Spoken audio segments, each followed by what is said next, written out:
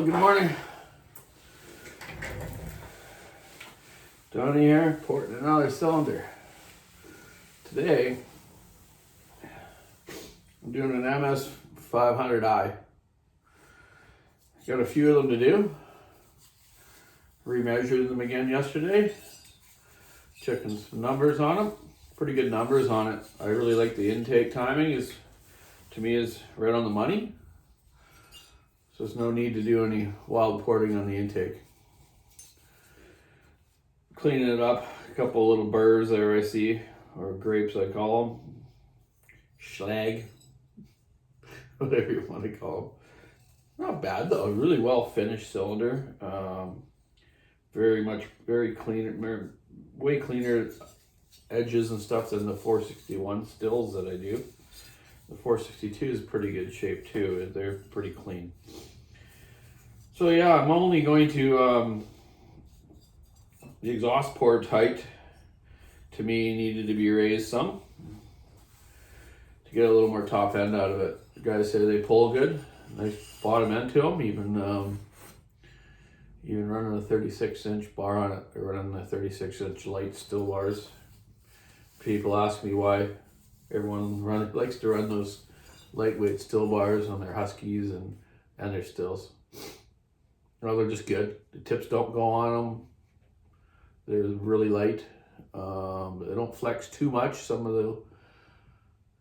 the bars years ago, like some of the Oregon light ones, kind of sag, as you're using them. So you're holding the saw and it wants to sag a bit. But they're pretty good, man. They stand up really well. So, guys get 3 or 4 months out of it. Bonus, right? So yeah, 36-inch, they're running on them. Some guys are 32s, which can handle pretty big wood here on the coast, but the 36, they get into a big cedar or big spruce, or even some big firs. They like the 36 to get around a little better. So yeah, I've got the exhaust pretty much done. I'm going to do a little more polish on it. Just cleaned up the transfers. They're kind of a weird transfer. It almost looks, when you're in there, it almost looks like this. The second ones don't even work, but they do, man. I don't know. You can't really get in there to play around with them or take the sides off like you can on the Husky cylinders to kind of look in there. But you know what? There's no really much need to do anything else. The squish is at 30, which is good to me. We all like to get down to 25 if you're in the right conditions and don't have a lot of carbon buildup with your oils and gas that you run. So I think 30 is right on the money. These engineers have done really well building this saw. It's been running really good. I told you guys that already. And they're just getting to be more and more out there. I think they're going to be a big success here on the coast and on the Pacific Northwest of the U.S. as well. And that's really about where only places really we run these big saws, is Pacific Northwest of the U.S. and the Western Canada here. They might run them a little bit in New Zealand or something, or in Australia, but particularly this is the only place we run full wrap handlebars and long bars and big bucking spikes. So yeah, interesting saw, really easy to work on. Like I said, I haven't had any issues yet. Just that back cover thing I think they need to kind of improve on, but they will. If we send a few in for warranty, maybe they'll recognize that and go, hey man, we better fix something here. We're going to keep getting this stuff back. It just seems like they always last right up to the point where your warranty's out the way. That's kind of a bummer with some stuff. I was speaking to a guy at Stihl the other day. I was doing a warranty claim, and I said to him, it's kind of a shame. I got this one friend had the 661 Stihl, and he's been running Stihls for a long time, and the 661 I've had a lot of problems with. They haven't stood up out there, and it's too bad. The predecessor, the 066, we all know, or the 660 you want to call it. It lasted forever, man. I got friends that still have them. When they run their long bars, they take the old 066 out and bark her up again, spark her up. Interesting though, back talking about stills, like a long time ago, we had some issues with stills blowing up and ignition problems and stuff. This is when the first 064 came out, before the 066. And they had this system on the side of the saw by the air filter, had a red light there, and you tuned the carburetor to that red light. Either I think it blinked or it went out or something. I can't remember the exact procedure, but it was funny. Me and my dad went up to a logging camp to try to solve some problems. I was really young then.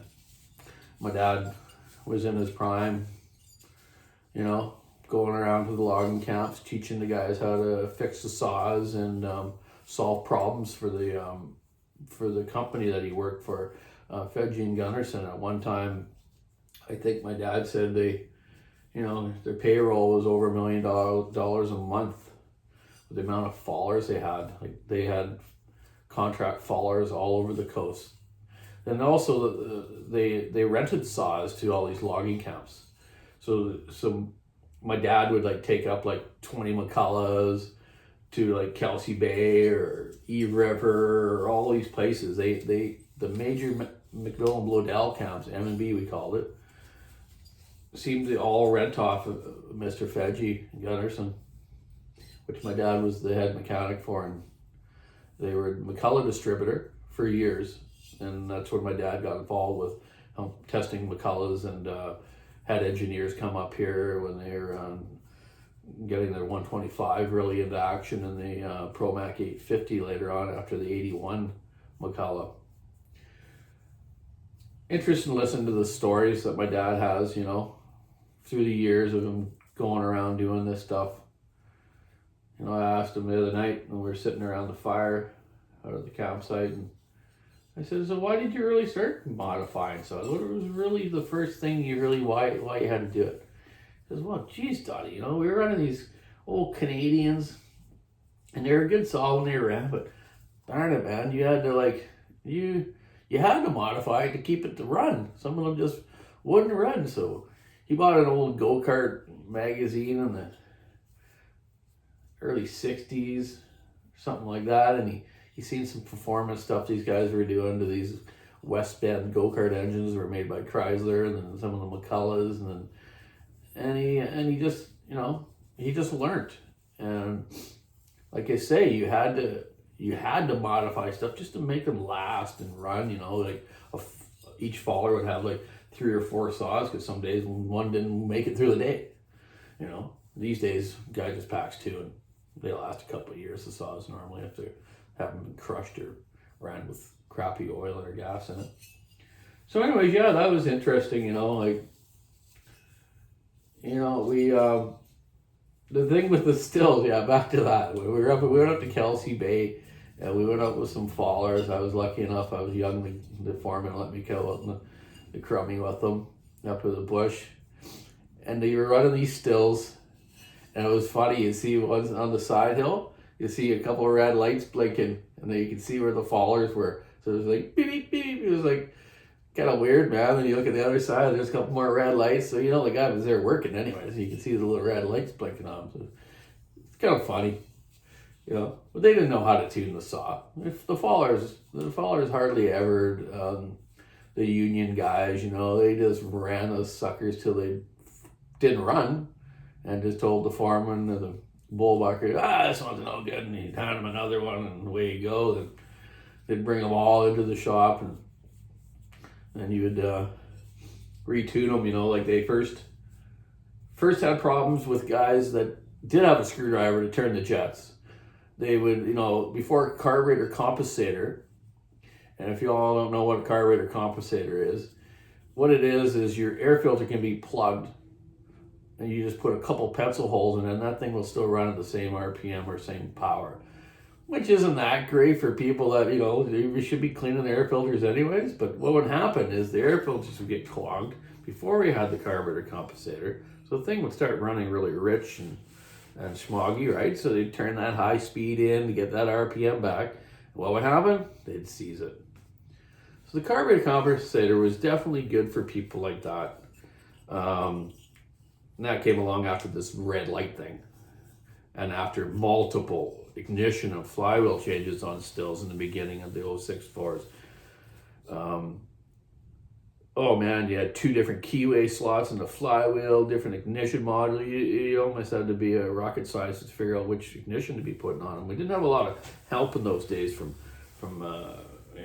service dudes or anything from the companies. Just had to figure it out. So then the 64 evolved into the 066, and yeah, that ended up being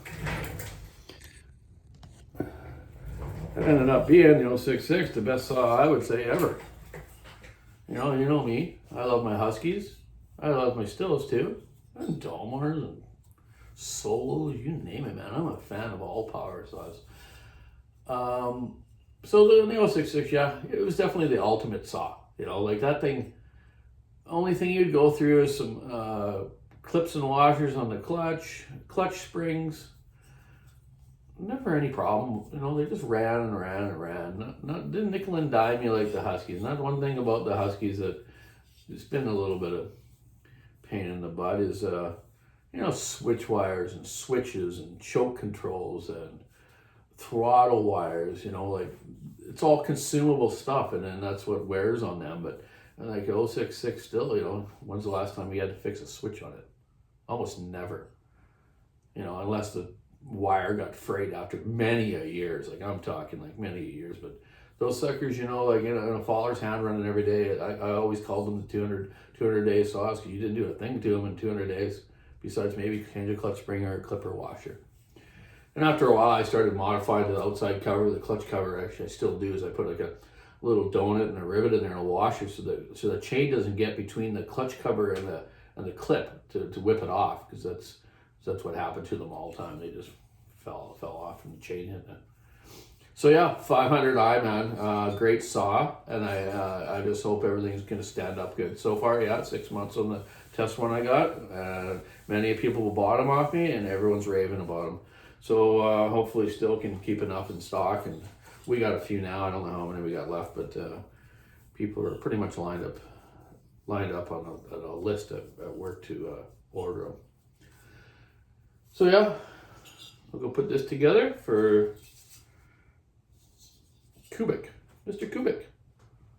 I don't know where you're from. I think you're from the U.S., but sure rip good. You're gonna love it. Keep your saw in the wood. Keep a sharp chain. Keep the rubber on the road. Have a great day.